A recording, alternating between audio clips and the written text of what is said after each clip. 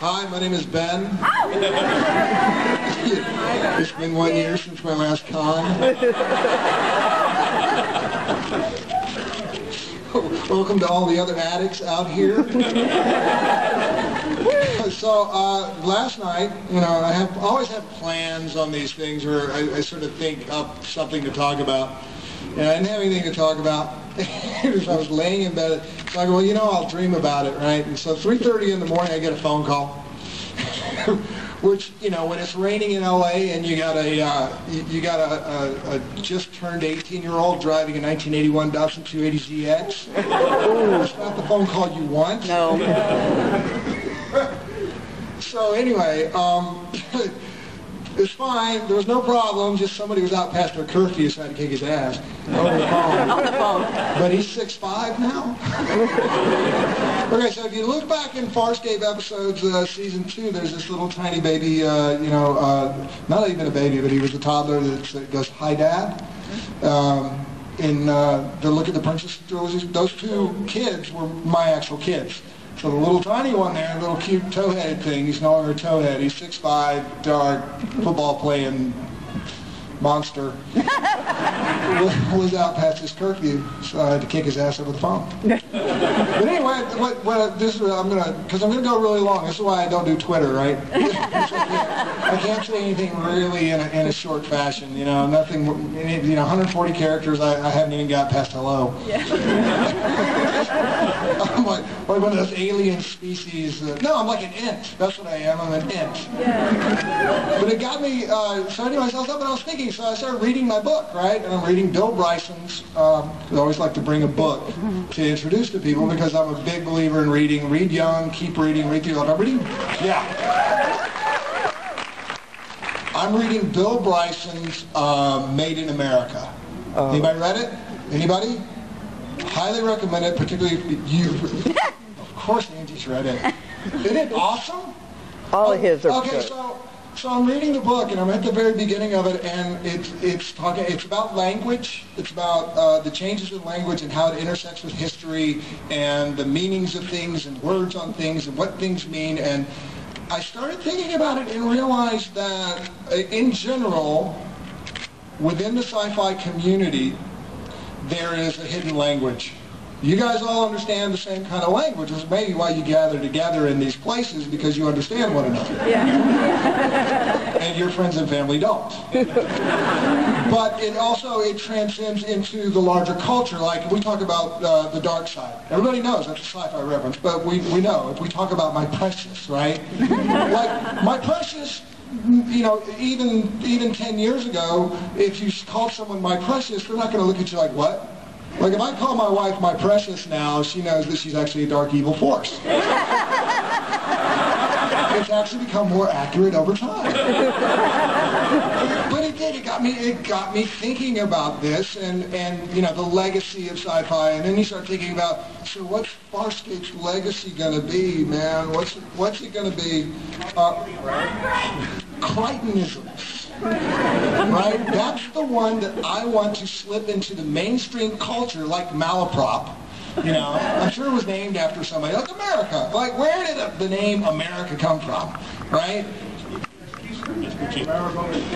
Exactly. So here's a dude who's a merchant.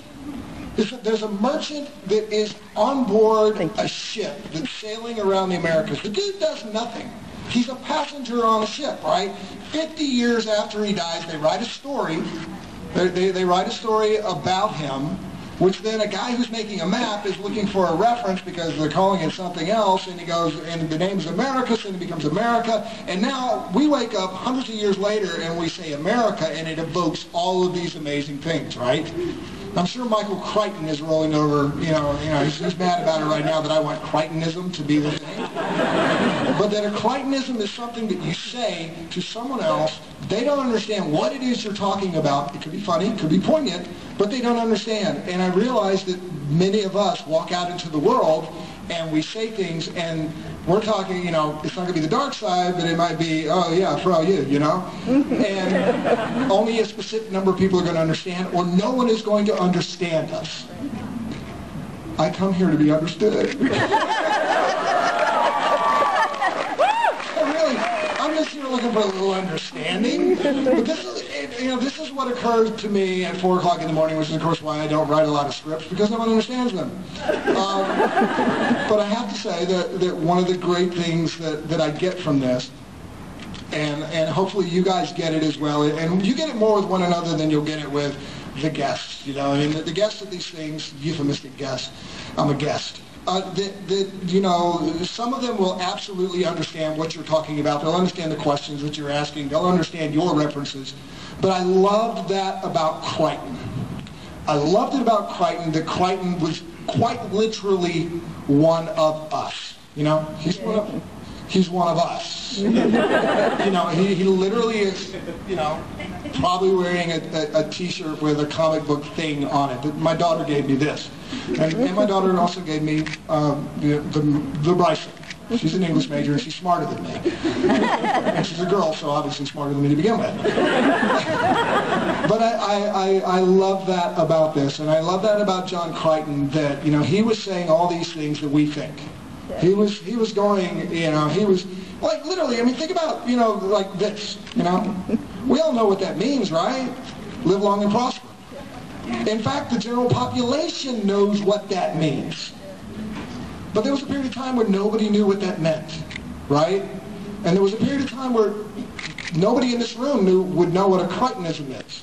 And at this point, probably a few of you know what a Crichtonism is, and probably exercise that on a daily basis, and people look at you like you're nuts. And I sort of feel like with Farscape, as looking back at it, that the Crichtonisms, which I didn't invent, by the way, I made up a few as we went along, but that Rock O'Bannon and David Kemper and myself and Ricky Manning and other people and the directors came up with these Crichtonisms, that they were a geek community and they were writing for us. So I'm really happy to be here, how many years later, talking about Crichtonisms and talking about America, American, and realizing that in 300 years there'll be, the capital of Crichton, the country. No one will know. You know why? Or it'll be Browder, and no one will know, and no one will know that I didn't do anything. But that it is, it's an amazing thing about this journey of humanity and language and stories that we tell, that the stories become more important than, the stories are more important than the truth of Thanksgiving. I was reading about that. The truth about Thanksgiving is so far from what we're taught in schools. That to the degree that it doesn't matter what the reality is, that the story will endure. So 300 years from now, they're going to know who Luke, and they're going to know about the Force, and they're going to know about live long and prosper, and they're going to know that the needs of the many outweigh the needs of the few. Or the one. Not because someone else said it first, but because Spock said it. And what a cool thing it is to be here and to share this kind of stuff. That's my monologue. That's what happens at 3:30 in the morning when your son stays out too late. Thank you for coming to Phoenix. So normally at this point in the experience, we start taking questions. Do we have a mic for people to take questions? But we don't even need a mic. No, we did pretty good without one. Yeah, but mics are fun. When you get desperate, like when you're standing in front of a group of people, say, this is my protection, but then you can play with them, and John Barrowman would be doing other things. For those of you who saw John Barrowman here last year, never stay in a hotel room next to John Barrowman. I've told that story, I'm sure some of you have heard it, but, I won't retell it unless forced. Okay, so you met John. He's a really nice guy. Yeah. He's into an alternative lifestyle. He's gay. Proudly so. I was at a convention in Germany. And this is the great thing about John Barrowman. He won't mind me telling these stories because he's the most shameless person I've ever met. An okay kisser. Nowhere near good as other people, but yes, I have kissed John Barrowman. I know. And here's the thing, I coach high school kids, and I coach at a Christian high school. And I have to be careful because, you know, the internet being what it is, by the time I hit the pavement back in California, they'll be, oh, Coach, no. No, you didn't. Yeah, that one happened. I was in Germany. By the time I got back to coaching these kids, they're like, Coach, no. Either that or my wife, she Googles me and she goes, oh, honey, no. My precious.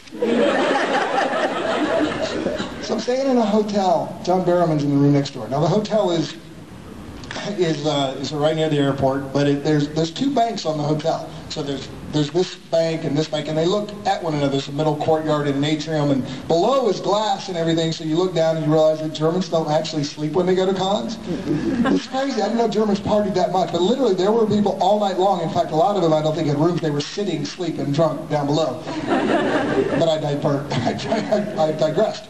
Barrowman's next door, right? So about... This is when I go to a con, it's like I got a full day. I'm going to meet people. I want to sleep, right? Well, just like last night, I wanted to sleep so I can be compos mentis the following day. About 2 o'clock in the morning, I start hearing a thumping. I'm like, oh no, Barrowman's next door. So there's two banks in this, right? So there's no way for me to know what's going on next door other than through the sounds in the wall. And I'm hearing what sounds like some sort of Celtic ritual.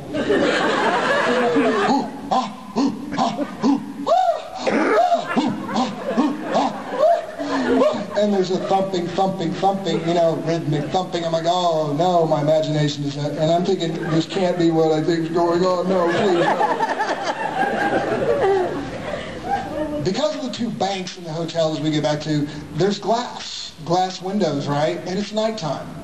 So there's reflections, right? I've got my curtains drawn, right? But it's going on. It's gotten loud enough. I'm like, man, what in the world's going on? Maybe this window opens. I can like look next door and go, Barrowman, whatever it is, cut it out, right? I open my shades, and there's a massive reflection like a mirror, and I see directly back into the room next to me, and the curtains are open. The light is on. There's John Barrowman, naked. There's another person, naked. And they are dancing. So,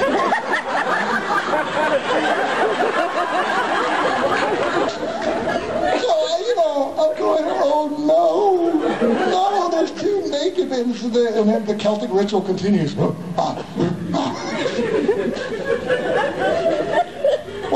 I probably shouldn't say who was with him naked. Yeah. Oh yeah, it was his co-star. It was his female co-star. Yeah, from Torchwood, and they were dancing around the room for hours naked.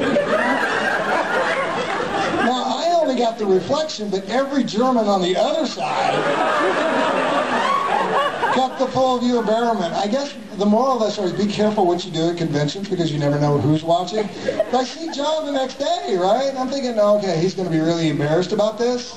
No, he was fine with it. He was cool with it, which of course is why he tried to copulate with me on stage in Germany, Dusseldorf. That wasn't me. That was a story about someone else. Michael Shanks did that. That's the Barrowman story. Any questions? Great. Let's go get drinks. Yes. Whatever. Just stand up. Yes. So how did the whole transfer from you and Claudia Black for the next 2 months? I mean, Large sums of money. Large sums of money. Yeah. a miracle of both of you going was. Claudia had done the show. She'd already done an episode with Michael Shanks and had reported that she had a great time. And I ran into Michael on a plane on my way to Vancouver. That's a slap. Man, turn off your phones when you come to these places. Yeah. Actually, someday I'm just going to we're going to have an internet conversation instead of talking. We're still going to get our phones. We're going to tweet one another. So I had met Mike, and he had spoken highly of it. I liked Mike, and then I met. So Claudia had already done the show, and they loved Claudia, as you would. And then I met the executive producer, Brad Wright, at a sci-fi event. and this is how, for those of you who haven't heard the story, this is how I got the job on Stargate SG-1. We were at a sci-fi party, right? And I meet Brad White, never met him, don't know much about SG-1, but you know, I knew the show, I'd seen the movie, seen a couple episodes, I knew they were competition, but Farscape was in between the miniseries. Anyway, I met Brad, and we're talking, and Tricia Helfer, yeah, from Battlestar Galactica, is about, 40 feet away in the party. It's a big party, lots of famous sci-fi people wandering around, but Tricia's over there, and she's in this little strapless number. And, Tricia's an attractive girl, right? And Brad White keeps turning and looking at Tricia. Oh, man. It's just not fair. It's just not fair. And I go, who are you looking at, man? And he goes, that one. And I look over and I see it's Tricia Helfer, right? And he goes, man, that's just, And I go, you're talking about my wife. And he goes, what? I go, that's my wife. Tricia's not my wife. Francesca is my wife. He goes, oh man, I am so sorry. I am so sorry. I didn't know. And he goes, oh, wait, you're effing with me, right?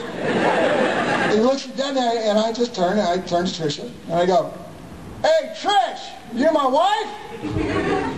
She turns around and goes, hell yeah, I'm your wife.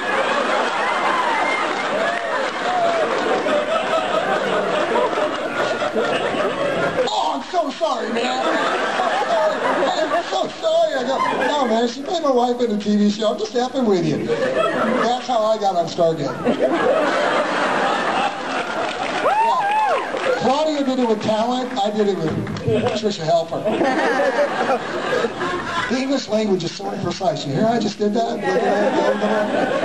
Love the English language. I just got I got a text from my college applicant who stayed out last night.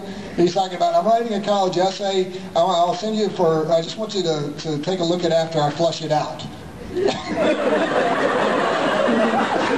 Autocorrect on that. I think you meant flush it out. But flush it out is probably more appropriate for a college essay. Love the English language. Yes. Thank you. Thank you. Oh, I forgot to bring my iPad. What did you say? I have a picture of what I did on my birthday. Oh, happy birthday. What? Just tell us. I can't tell you anything about it. Hollywood has gone nuts. I literally have to sign on a number of, you have to sign an NDA, non-disclosure agreement, to audition for stuff.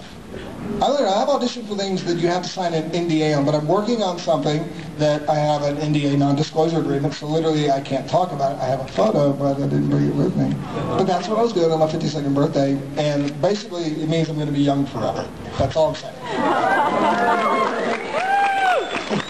I know, how cool is that? I'm 52, but now I will be young forever. Yes? Any word on another miniseries or season 5 or movie of Farscape? There is a Farscape script. I think it's a feature-style script. I don't know. I know it's in development. I had a text from Rocco Bannon, the creator of Farscape, this morning. He says that my son can be in it. So, there is a script, but it's going to be about money. I mean, really, they texted back and forth with Rock when I went to see Guardians of the Galaxy. Yeah, great movie, but I swear the dude stole my underwear and walked around in them. I went to the movie, and I was like, this is great. You stole my stuff. That's mine. That's my Crichtonism. See, I'm worried. We got to get Crichtonism out there because I'm afraid it's going to become a Quinnism or a Star-Lordism. Yeah, I mean, I love the movie. I think it's great. But hopefully, now that maybe somebody realizes that they've actually done at least, the prequel to the Farscape movie, do the next one. I actually think I need to be Star-Lord's daddy. Hell yeah! Because at least, you know, morally, philosophically, and artistically, I am Star-Lord's dad. Yes. So you got to work with the largest Muppet ever made and the smallest Muppet ever made. What's it like for you? Muppets, well, they would take umbrage on that. They don't call themselves Muppets. They call themselves advanced animatronic characters. No, it's awesome. They really, I've said this before, they're better than a lot of actors you work with. Well, not one or two. They're better than one or two actors. No, because they're controlled by people.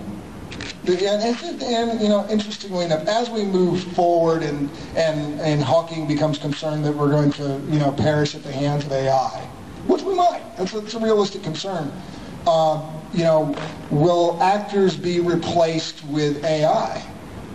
Or will they merely be replaced with puppeteers? This is part of the conversation. Like, you could take my image from any age, and now you know, it's not going to be very long. They'll be able to manipulate it. So they could continue Farscape the series.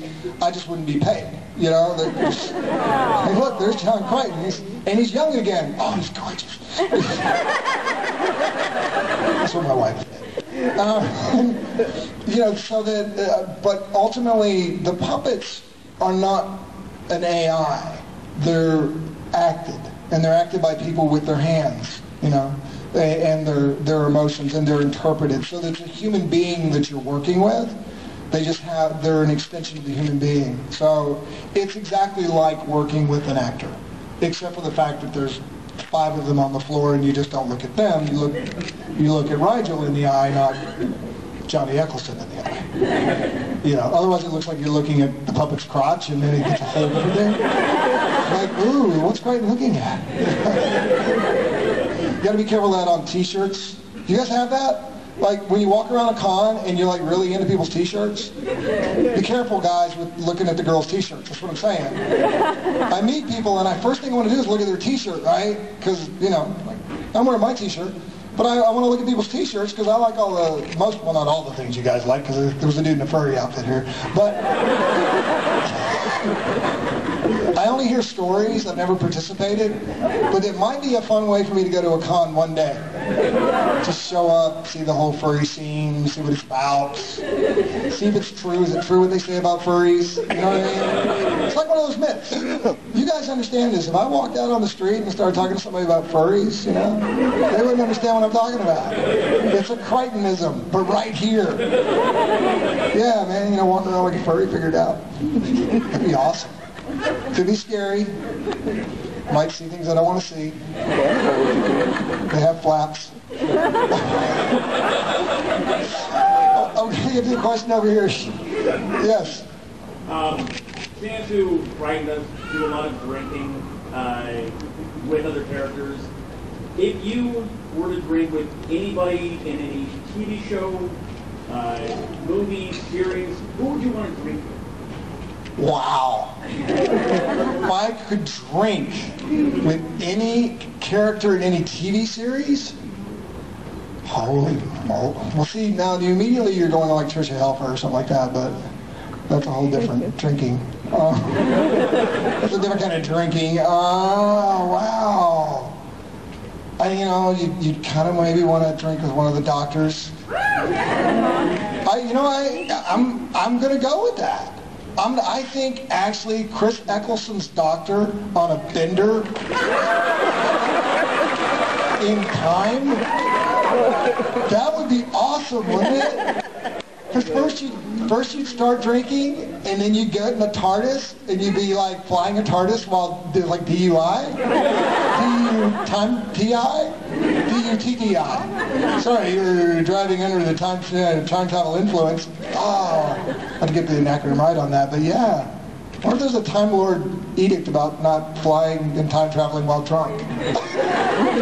How do they pull you over for that? How did they pull me over? No, how do they? The sirens. Yeah, they got it. First there's the TARDIS, and then like a bigger TARDIS comes along. It's an NSA TARDIS. I a police box. It's a CIA box. Now, what you're really asking, because of the imprecise nature of the human language again, is you're asking how did I end up working on Doctor Who? No, if you're flying drunk in a TARDIS. Oh, you're being literal. Literally. Wow. How would they pull you over? Yeah, so the CSA would have their own TARDIS. Okay. The NSA. KGB TARDIS. Police box, man. Like, seriously, you know, they're gonna, like, they will remember the police box. Only they won't call it a police box, it'll be a TARDIS. 300 years from now, the word TARDIS will still live in the English language and police box will be gone. Next question. When you started off with SG1, how did it feel, or what went on in your mind as you were stepping in place of Richard Dean Anderson? Not in place. How did it feel to replace Richard Dean Anderson question? Yeah. Yeah, the one, I tiptoed very gingerly around that question for years and years. It felt great, man. They were so happy to have me and have him gone. It's like, oh, thank God, Browder showed up.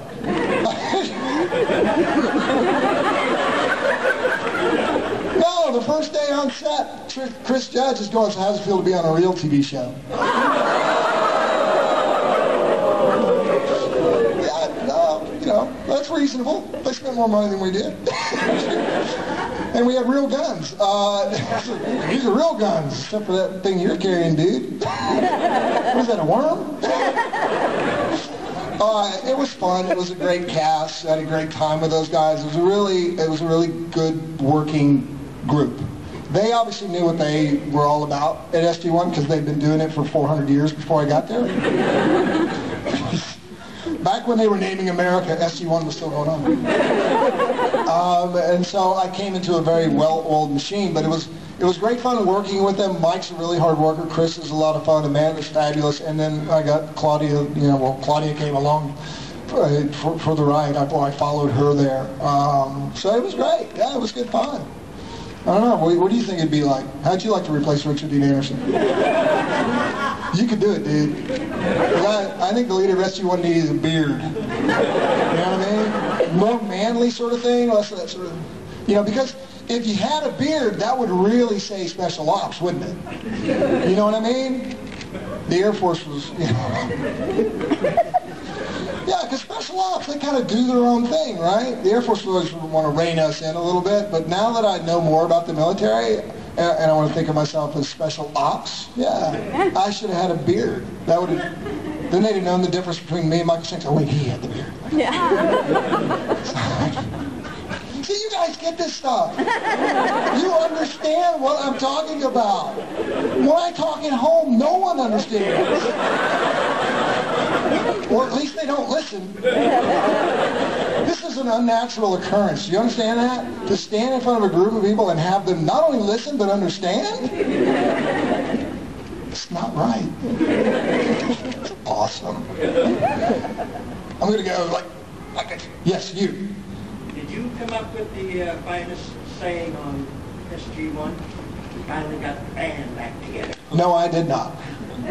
That was Robert Cooper. Rob Cooper came up with that, and I was fine with it because it's a Blues Brothers reference, and so I'm all about my pop culture. Where's that pop? See, when we talk about pop culture, we know immediately it's popular culture. English language again, right? Yeah, but but that's one of those things that resonates with people like me that really dig the Blues Brothers. You know what I mean? I just wish we had actually played music. That would have been cool. I'd have been on the tambourine.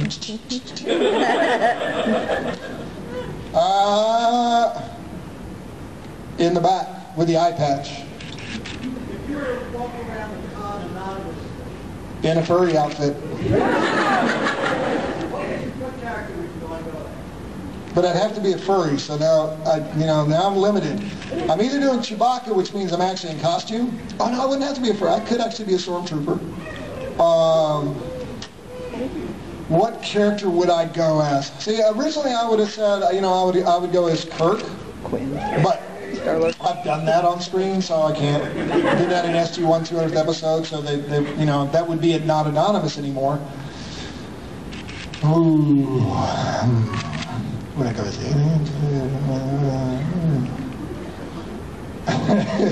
the Easter Bunny. So I'm telling you, that Easter Bunny thing is powerful, it's fertile, it's manly, you know. I'm all about people who, you know, come to your house and leave you stuff. Santa Claus would be good. That would be fun. Come to, like, is there a Santa Claus out there? Yeah. Oh, good. Is he giving, a Jedi Santa, is he giving away stuff? He gave away cookies. No, because you guys have all been bad. That's why. You got a cookie, but no one else did. Of what? Kids Need to Read program. Oh. They're giving away free magazines right next to them. Okay, good. So they're giving him some Heinlein. Yeah, you know, a little bit of Asimov. Some Stephen R. Donaldson. Well, you know, I mean, I forced my children to read. They were chained to the read, boom, boom, boom. They're both pretty precocious. I think I'd start them off on, I'd start the boys off on Ender's Game. I think that's where I'd start the boys, and no, not Ender's Game. Boys love Ender's Game. I like it. The Hobbit's hard to read. Have you read it? Try reading it aloud to your kids. That's really hard. It's like, does the man know where a period's supposed to go? I know it's a full stop in England, English language again, but, you know, use the full stop, Mr. Tolkien, come on. And what's with this whole Elvish stuff? How do I pronounce that? It's like the Chippewa language or something, way too many consonants. Okay, well, you could start with The Hobbit. I like Ender's Game. My boy read Ender's Game when he was about 10, and you know, Harry Potter, obviously. My daughter started on Harry Potter when she was like 3 or something, and grew up with Harry Potter. She thinks she is Hermione still. It's kind of scary when your college-age girl comes around and goes Levioso. It's true. Has anybody seen Boyhood? The movie Boyhood? All right, it's made by the same guy that did Dazed and Confused. You seen that? That's right, Linklater. You should see Boyhood because there's this really wonderful moment where the kids are dressed as Harry Potter characters going to the book sign to get the book. Where the kids lined up to get that book. I think that was a great book for this generation to get started in books. So, that's great, passing out books. I love that. Yes, in the back, next question. What is your dream role? What movie or character do you want to play more than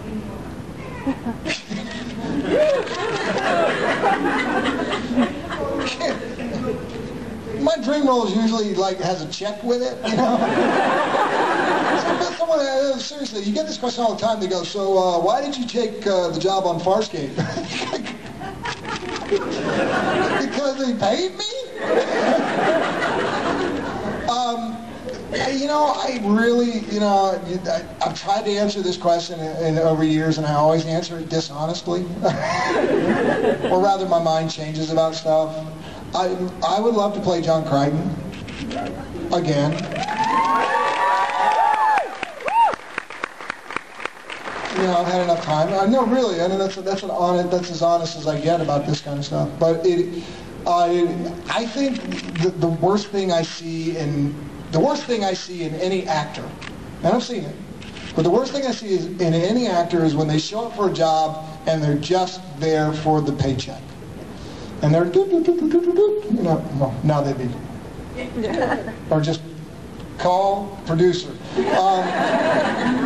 And they're phoning in their performance. They're just there for the check. They don't care. They barely know their lines. They haven't read the script. I go to places, and an actor who shall not be named had not read the script at all. Had a big part, not read the script. I don't understand how you do that.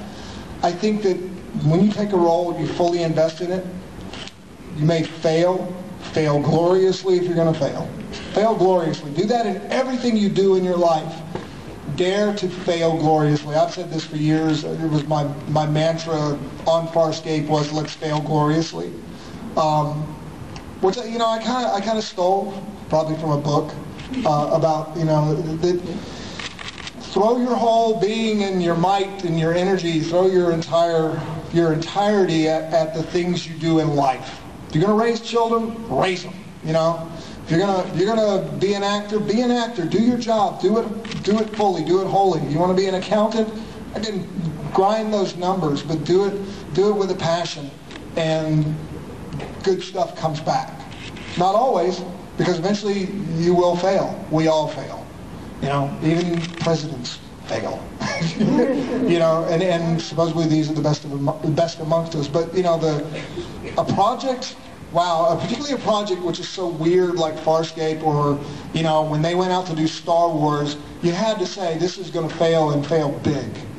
Nobody wanted to pay for this. No one wanted to pay to do this movie. Are you kidding me? Space opera? You know, these things don't work. And I heard that when we were in Australia, and the production element in Australia was Channel 9, and the head of the network at Channel 9, who refused to give us a time slot, told me that, well, you know, mate, sci-fi just isn't working in Australia. Told me to my face, sci-fi does not work in Australia.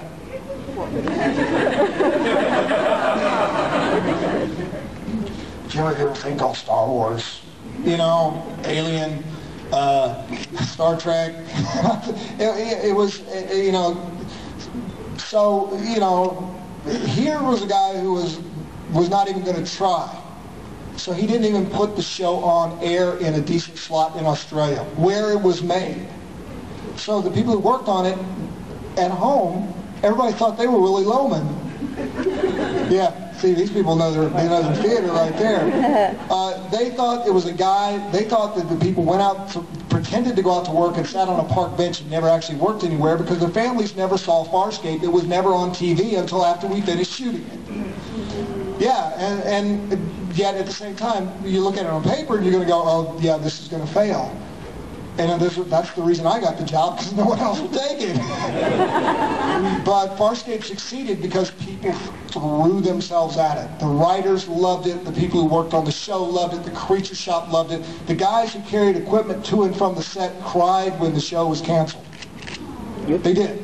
Big, blokey Australian dudes, who all they wanted to do was get to 6 o'clock to drink beer, cried when the TV show that they were lugging equipment on was canceled, because they loved it so much, because they went after it passionately. And the reason the show succeeded was not because it was not because of me, it was not because of all of the brilliant writing, it was not because of the brilliant cinematography or the Henson Company or the brilliance of Claudia Black or Anthony Simcoe wearing tentacles, you know, for most of his life. It was because collectively people were passionate and threw themselves at it. So I'm a big believer in failing gloriously, and that's why stuff works. And that's when you're an actor, you want people to throw themselves at their craft, throw themselves at their art. If it stinks and it's terrible, you just kind of take it on the chin and move on. But I'm a big believer in that particular ethic, and I think it shows in a lot of sci-fi projects, not just Farscape, because people love doing it so much. Yes? Okay, so we were also in high school. This girl went to my high school. Can you believe this? Woo! Go Stangs! So, if you would know, this is North Carolina. I have no southern accent. You think you have a southern accent? Well, you grew up there too. They beat it out of you at Myers Park High School. Have I read what? All of the what? Ender Games. Have I read all of Ender's? No, I've read Shadow of the Hegemon. I've read Ender's Shadow.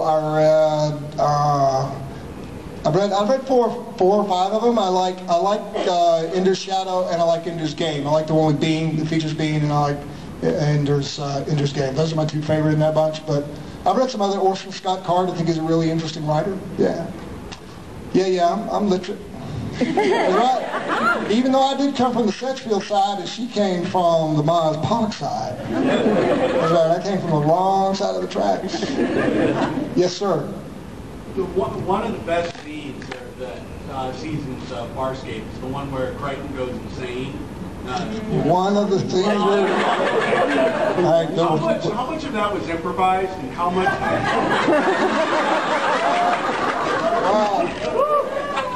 Okay, so here's what happened. I got to the end of season 1, and I said to the writers, I said, you know, Crichton's becoming unhinged. And they said, no, you can't do that. I said, yeah, I'm doing it. I came back in season 2, I said, he's got PTSD. He's messed up. And they said, what do you mean he's messed up? I said, look, he's at the other end of the universe. He's been beaten, shot at, chased, tortured.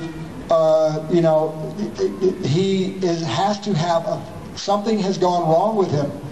He is stressed and he has problems. And then they wrote Crackers Don't Matter, right? Where they wrote these scenes where he's hallucinating Scorpius.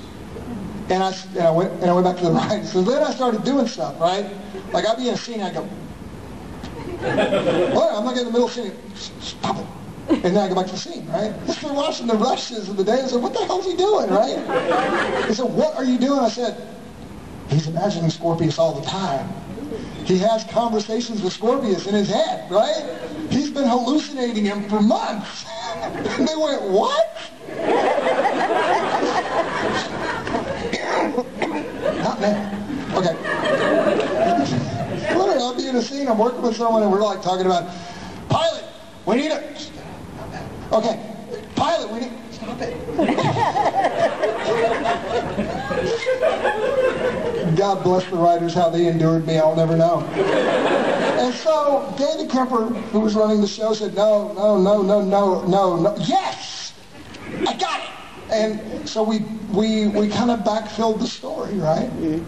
We backfilled the story so that the implant, the Harvey clone, the neural clone, which was the science part of it, got put back into the story, and then we carried that forward. So the writers justified what all the really bad acting I was doing, the writers justified. Now, I got to say something at this point, that the way we worked on Farscape is so much more like the way films used to be made. And it's the way that television is made to a certain degree. The further we get in Hollywood to all the visual effects, you literally will go on a set, they will pre-vis effect. They will dictate how it is shot. Nothing can change because we've already built the CG, right? Now this is not how Hollywood has made movies, and very successful movies, for generations. But as it becomes corporate and it's expensive, and the CG is the most expensive and important item, you get these sterile movies which are completely, everything is done, the actor only has to come in, say the lines, and to a certain degree it is what has happened on a number of science fiction franchises that you go, what happened? Everything about the CG elements trumped the acting. Why is the original Star Wars so rich in character? Because it's an organic process. The actors bring things to it. Things happen on set. Oh my gosh, that's a Wookiee. And that's how Farscape worked. If you read things by Billy Wilder, yeah, I read nonfiction too. Yeah. Billy Wilder talks about he's shooting Sabrina with Audrey Hepburn. Well, when in Hollywood, they used to come out and they would do a movie, and here's how they did the movie. Yeah, we got an idea, and we're going to do this thing, and let's start writing a script, and we got a train over in Fillmore, we'll use that, and you know there's that waterfall because it's running right now because we had rain, so we'll put that in, we'll put this in, and yeah, go ahead and start working on the script, and we'll start shooting. Billy Wilder was shooting Sabrina. They were halfway through the shoot, and he goes to her on a Friday and says, I need you to have a bad day. She goes, what do you mean you need to have a bad day? He goes, I don't have any pages to shoot on Monday. He hadn't written the second half of the script. He had only gotten up to the point where they had shot, right? This is a great classic movie. And it's Audrey Hepburn. He goes, and she goes, well, because he says, if they realize that I've fallen behind in my writing, they're going to fire me. But they're not going to fire you. So could you really have a bad day so we can finish the day and the studio doesn't know that I don't have the pages to shoot on Monday? And so she doesn't. She, comes out of her trailer late, she flubs her lines, the day goes long, he writes the next 2 weeks over the weekend. And that's how great movies have been made. It's how great TV is made. So with Farscape, like if I was working for a network and they started seeing some of the stuff we were doing, that's not to say we didn't make mistakes. We did. And Hollywood has made mistakes in big movies as well.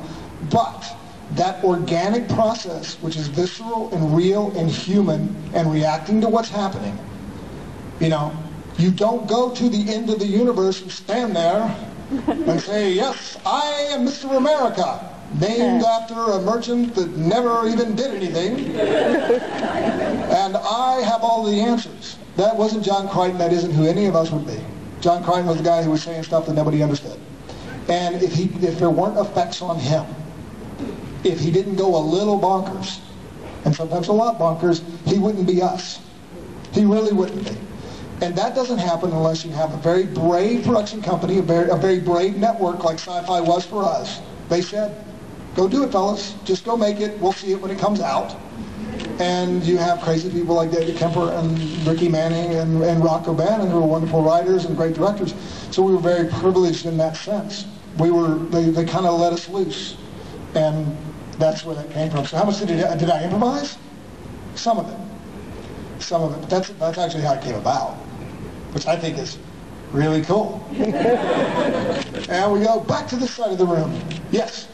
So growing up, what were your influences in sci-fi? Oh, you limited it to sci-fi. I was like, what are your influences? You know, I'm really into Matisse. You know, I think Ulysses is the greatest book ever written. I'm trying to sound intelligent right now. You know, I think that, you know, that Theodore Roosevelt was an amazing man. You know, when you got them by the balls, their hearts and mind will follow. Teddy Roosevelt said that. That's where that phrase comes from. TR. Somebody else probably said it first, but he's the one that's remembered for it because that's the way it goes. When you got them by the balls, their hearts and minds will follow. My sci-fi influences were anything and everything that was sci-fi because I watched it. As far as literature goes, it was, you know, I mean, I read Tolkien, but that was rough for me. It was not enough, there weren't enough periods. Too many commas. But I loved Stephen R. Donaldson's books when they came out, and I loved, you know, I loved the Heinlein stuff. I loved Dune. I loved all that stuff. As far as if it was sci-fi and it was on TV or in a movie, I would watch it. I had a huge, one of my greatest upsets in my life was there was a Jerry Lewis movie, and I'm trying to remember now. It's about a guy that goes to the moon, and I'm trying to remember the name of it now. Way out. Yeah, way out. Or way out, right? Way out. It's a Jerry Lewis science fiction movie. Jerry Lewis science fiction movie. If you haven't seen it, you really need to see it. I didn't get to see it because my dad wanted to watch the football. I know, right? And he was actually, no, and there's only one TV in the house. It's not like today. I can't stream it. So literally, it was the one time it was on. And I actually watched it about a couple of years. I watched like half of it and went, I didn't miss anything. It was awful, but I watched the first half of it. I streamed it, man. You can get it online. So, yeah, no, I waited. The first day that Star Wars came out, on the Saturday, I was in for the first showing, and I sat through for 2 consecutive showings. And then I showed up at home and I got in trouble because I was late. And they didn't have a cell phone to track me down like I tracked my son down in the middle of the night and told him he better get his ass home. Oh, man. See, here's what's going to happen, right? This is the internet age. I'm telling you a story. My son's going to go to school on Monday. And somebody's going to say to him, I hear you were in trouble on Saturday night. Friday night. I hear you were out late. Where were you, man? I'm not saying where he was, but I might have done the same thing. But not me, maybe. Now. Next question. So how did you get poured on Doctor Who? What was like trying to continue there? Doctor Who, true story, when they began filming Doctor Who, the reboot, with Russell T. Davies, the one with Chris Eccleston. He sat down the writers, he handed them a box set of Farscape, and said, watch this is where we want to go. Or something to that effect. Anyway, he locked the writers in a room, chained them up, fed them kibbles, and made them watch Farscape. So years later, when they were looking for someone that could be authentically American, which we know what that means, right? Now I'm an American. I'm a guy that didn't do anything on a boat thousands of years later. Now it means something to us. But yeah, so that's how that happened. So I got a call, and they said, "Do you want to do Doctor Who?" I was like, let me think about it. Yeah. Because my wife's English, and she grew up on it, and my kids have been weaned on it. And then it was interesting when I told my kids, right? My daughter was in high school at the time, basically a grown person, very smart, bright, and brilliant. I went to her and I said, "So I got a job. I've got to go away for a couple of weeks. But it's a cool job." And she goes, "What is it?" I said, "What's the coolest show ever?" And she starts naming shows. She's naming shows. She's naming shows. And I go, "Nope, nope, nope, nope." And then finally, she goes, "Oh, just tell me." I go, "Doctor Who." She goes, "Daddy!" This is a very eloquent, composed 18-year-old girl. And she lost her bottle when she heard I was doing Doctor Who. It literally, of like all the things that every now and then you get a job that like raises you to a certain stature within a certain group. And for my daughter, at that moment, I had made it.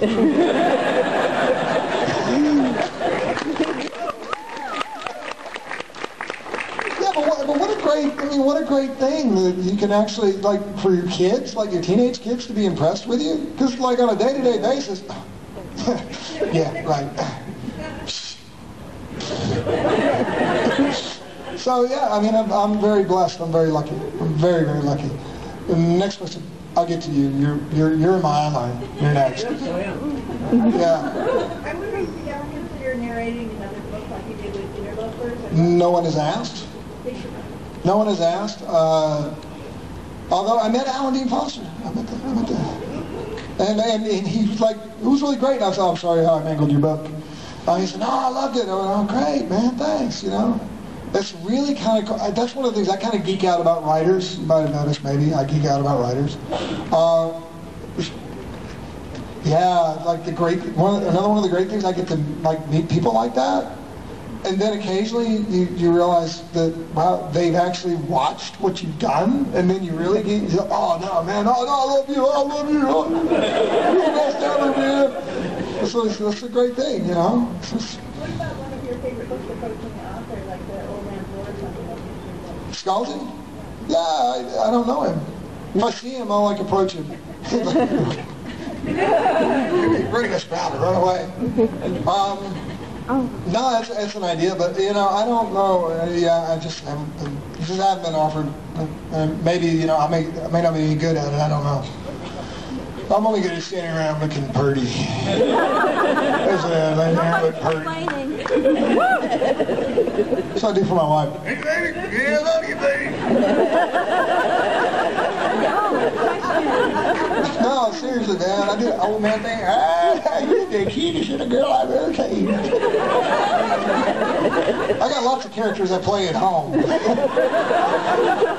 They're all kind of repulsive, but they're me. Yes, next question. Yeah, speaking of PTSD, has anything happened with the movie that you were... No, I don't think anything's happening with that right now. That's the thing. I generally try not to announce anything. Usually someone else announces it and the internet takes it and runs with it. Like I said, the thing that I'm going to be working on, I got an NDA, so I can't announce it. Eventually, maybe they'll announce it, but it's cool.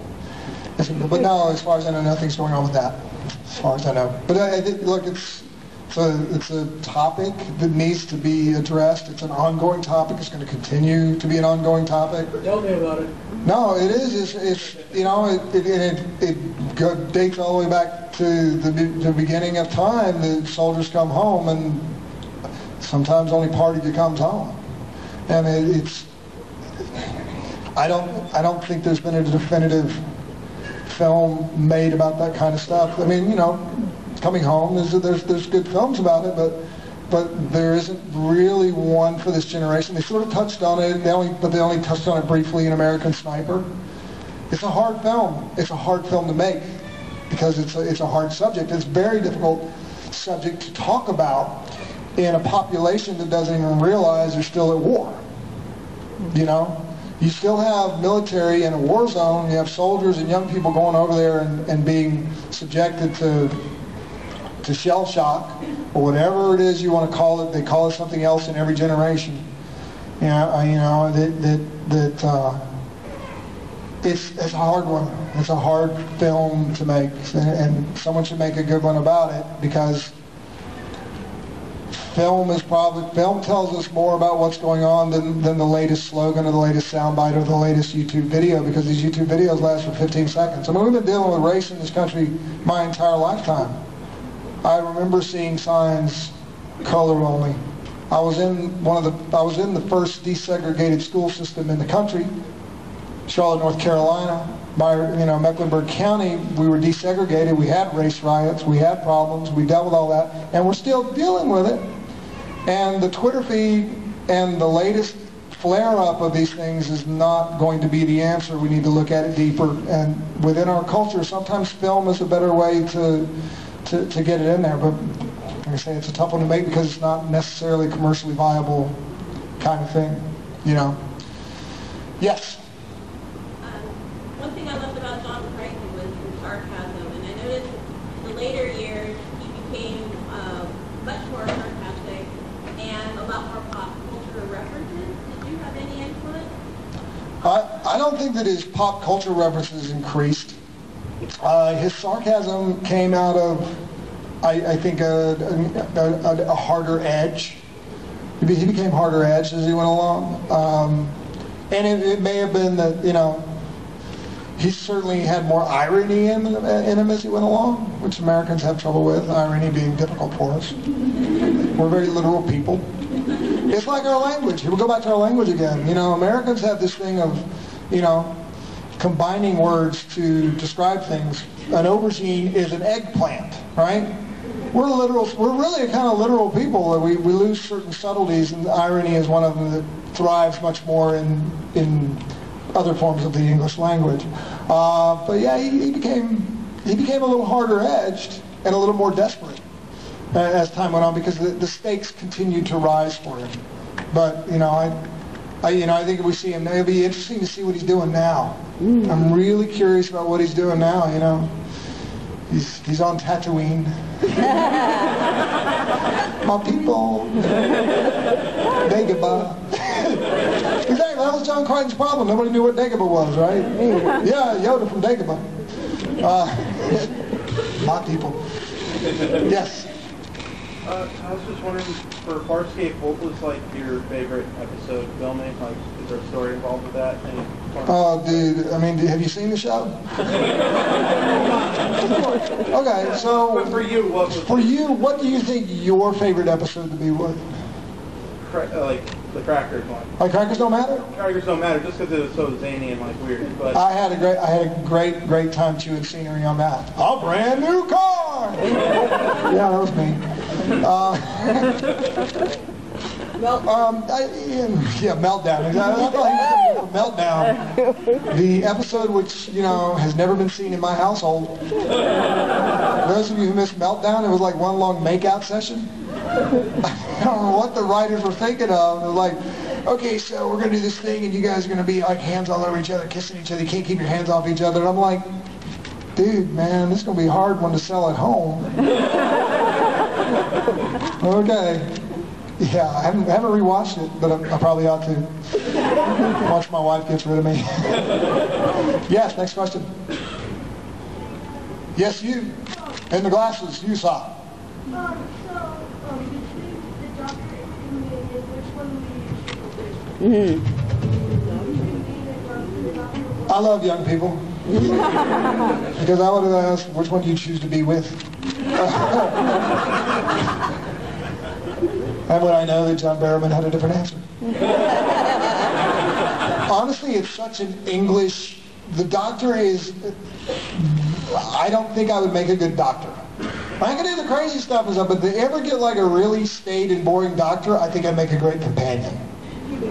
I think I would totally make a great companion, man, you know. And a number of those doctors would really be attracted to me. Yeah, no, and I had this discussion. I was really, you know, after I went on the show, I was like, you know, you guys, it's about time to turn over companions, isn't it? Don't you think you need, like, bring in an American companion just for a while? Just for a while, so that way all of the Americans in the audience can dream of being the Doctor's companion. Because the Doctor in Doctor Who will never be anything other than British, ever. It's just not going to happen. He is a British institution. That'd be like, you know, Captain Kirk, wait, a captain of the Enterprise that's British? Oh. My people! But the British hang to their own. They cling to their own. You know, that's actually what I found coming out of drama school. I went to drama school in England. I'm very, very cultured. Even if I can't remember things. But when I came out of drama school in England, what happens in drama school in England? I went for this 3-year program. All you do is act and read and do Shakespeare and you know, hang out with a bunch of people in the pub and smoke cigarettes and drink beer.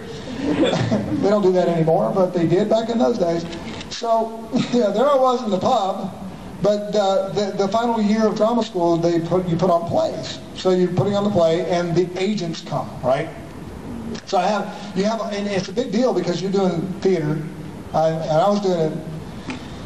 I did a play, it was in the round, and I was naked for about a scene. You can't really hide, but I was butt naked in the theater, in the round, and I started getting calls from agents.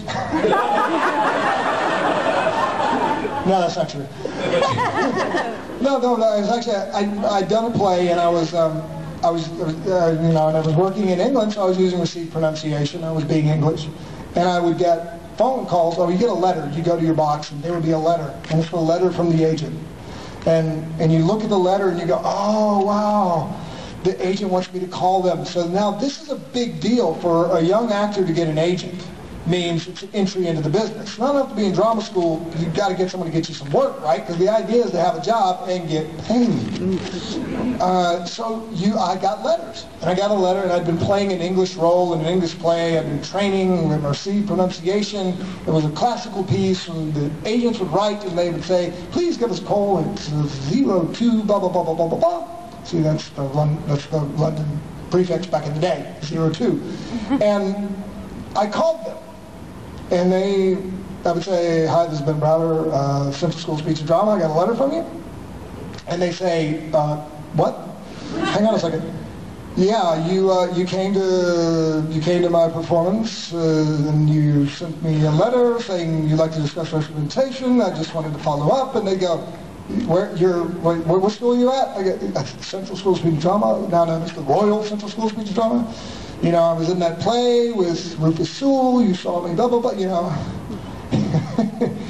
And, well, what happened is that they would get confused. And then and at a certain point they go, you're American. I go, well, yeah. And they said, well, we can't do anything for you. I said, what? I said, no, I'm married to an English girl, I've got the right to work here, I'm actually already in British equity. And they go, yeah, but you're American. And I go, what? And I go, but you saw me in a play and I was doing English, right? And you didn't know I was an American, so I can play English. And they said, no, you're an American. Literally would not take me on as a client because I was an American, and an American cannot play an Englishman. So the Doctor will never be anything but British, and I plan to be the companion.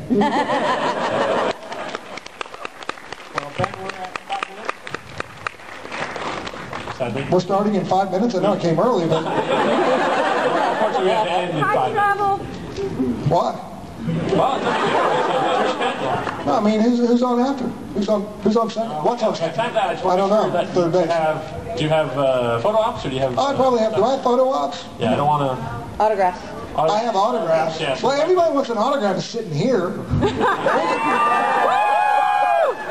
Now there's an idea. Do the signing while doing the thing. Oh yeah. So that, you know, when you ask this question, you get to ask a question and you sign an autograph. Yeah. We can take it, unless there's someone immediately on after me. I'm having way too much fun. Unless, if you guys need to go, All right, then stand up for a second. Get your legs. Well, you don't have to sit on this. Don't, I mean, if your butt's tired and itchy, this is a 7th inning stretch. Okay, everybody. Yeah. Jazzercise. Really, we're going to be teaching aerobics in here later. This is the portion where the kids can go to, the kids will go to the preschool function. No, you know how they have it in churches where the kids come for the beginning and then they leave and then they really talk about God? Yeah, if you need to take the kids out, that's all good and fine. We're going to have, we have people that can teach them about other things. Okay, so I'm going to make another sweep of the room. Sure. On questions, if there's any more questions. Otherwise, we will wrap it up. I actually have a question for you. Oh, you want a question? I do, if you don't mind. You did this yesterday. He's like, okay, so I'm going to be helping you with your panel. Yeah. And I'm like, go ahead. Take it. What are you going to do? Sorry, man. Stand here and look pretty.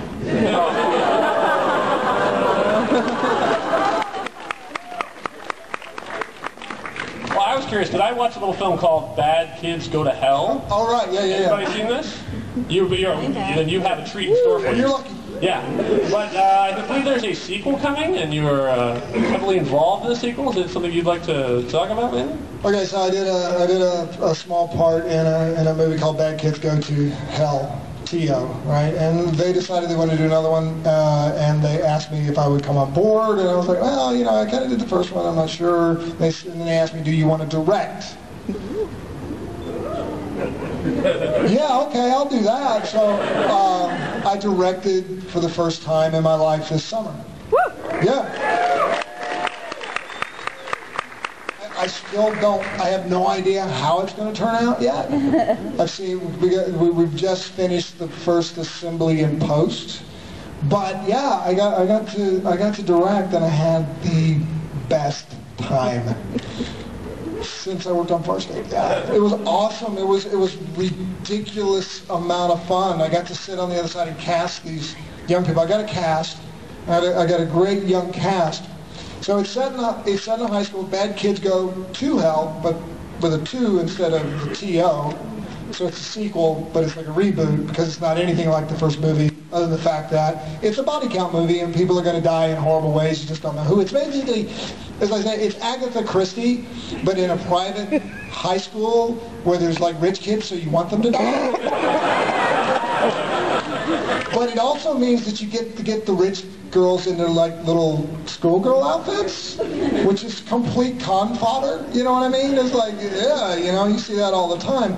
So, you know, we'll have one with a welding mask on and a little outfit. So we shot this movie, and I got a cast. So we got to do the casting, and I got a cast of almost all 18-year-olds. There's no 20-year-olds playing 18. They're really 18 years old.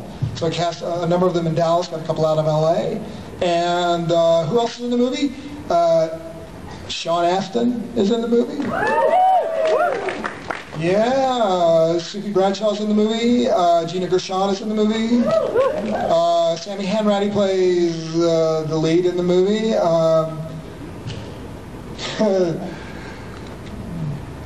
Yeah, it's a pretty interesting group of people. I got some fun stuff, and we had a great time shooting it. It was pure chaos and pure joy at the same time. I don't know how the project's going to turn out. I'm not responsible because, again, like these things, there's thousands of moving parts and thousands of people going on. But I did have an incredibly awesome time working with these young actors and going, yeah, let's put the camera here, right? Oh, awesome. Okay, now we're going to do this. All right, yeah, now I want blood over here. Yeah, that's great. Oh, no, more goo, more goo. I do have one very gooey scene. So, and the Farscape people will appreciate that. Like, whoa, that's gross. Awesome. Yeah, so I directed that, and we're in post, and we've got to add some of our CG elements and put some funky music on it and tighten it up, and it was a lot of fun. It was a lot of fun. I highly recommend that you direct a movie. There's so much choice. If you have the means, you must direct one. Ferris Bueller's Day Off, right? Yeah.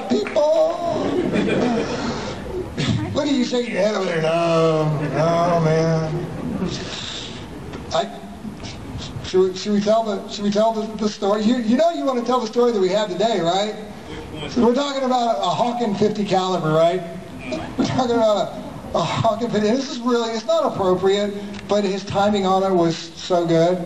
So I'm going, and he's saying, I want, would you like a Hawken 50 caliber? I go, yeah, but I don't know what to do. My wife's a pacifist, and what would I do with it in LA? Because if I shoot something, the rule in my house growing up, you shoot it, you eat it. Okay, so he's been in Iraq for the last 10 years on and off, and his whole experience with guns. So I'm talking about you shoot it, you eat it, and he goes, yeah, man, I've been in Iraq, and you can't eat an Arab.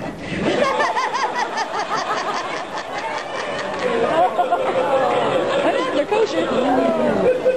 It's so wrong. It's so choice. The timing on it was impeccable. I had never thought about it. I mean, it was like, because literally I thought you shoot it, you eat it. I never thought about it in terms of like that side of things. I'm picturing I'm out there and I'm gonna eat the squirrel because that happens.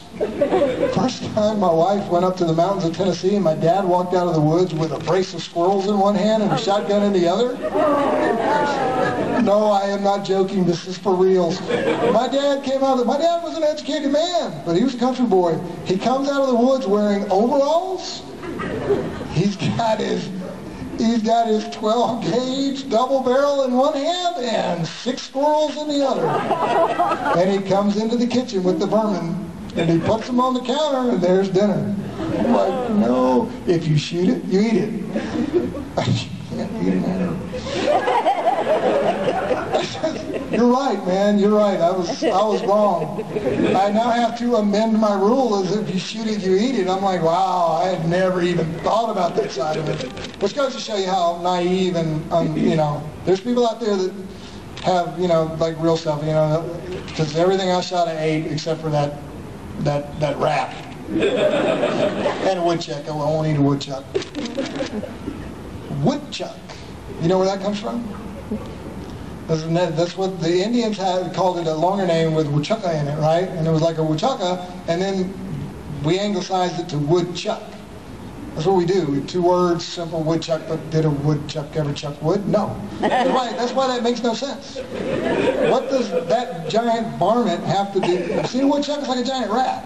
What does that have to, like a mutated beaver with no flappy tail? Why is that a woodchuck? That makes no sense. The English language, I thought maybe it's like named after a dude named Chuck, Another sci-fi reference right there, right? The whole show about that woodchuck. Woodchuck, oh, I don't know. Next question, yes. You have shot the stuff in Australia. But I didn't eat it all. I did not eat any Australians, right? I'm saying I shot Australians, but I didn't eat them. And these kids that I shot this summer, I didn't eat them either. So,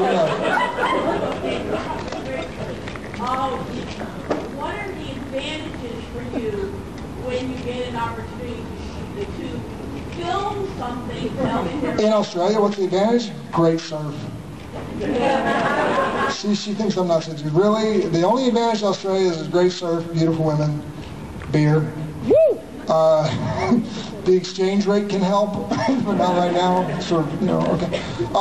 The advantage to shooting in Australia from a creative standpoint, at the time that we shot in Australia, don't know what it's like now, may have changed, is that the Australians are used to dealing with budgets that are usually pretty tiny. Star Wars hadn't come in yet. They had done Matrix. They hadn't done Moulin Rouge. So that you talk about an industry which is very adept at making a dollar go a long way. They're very creative, they're very adventurous. It's an egalitarian society. So the advantage of shooting there is you can get bang for your buck, and you also got a creative energy that you can't get with a bunch of union guys standing around going, don't touch that, that's my job, right? Because the film industry can be like that. The film industry literally be like, you be on the set and someone, you need to move the chair like 3 inches. And so you start to move the chair and no, that's somebody's job. They literally, don't.